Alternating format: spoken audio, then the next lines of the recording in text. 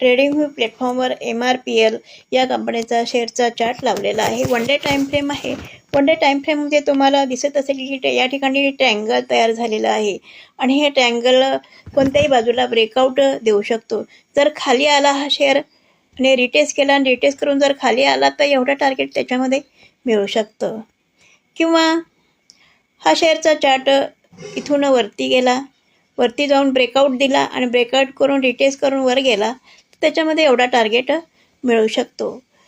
तर येणाऱ्या दिवसामध्ये कळेल की आपल्याला एवढा टार्गेट इकडे मिळेल की इकडे मिळेल. पण मला असं वाटते की बघा, हा रेजिस्टन्स आहे, रेजिस्टन्स खाली खाली येतो आहे आणि हा जो सपोर्ट आहे सपोर्ट वर जात आहे.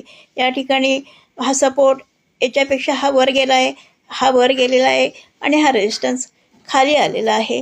तर कदाचित वर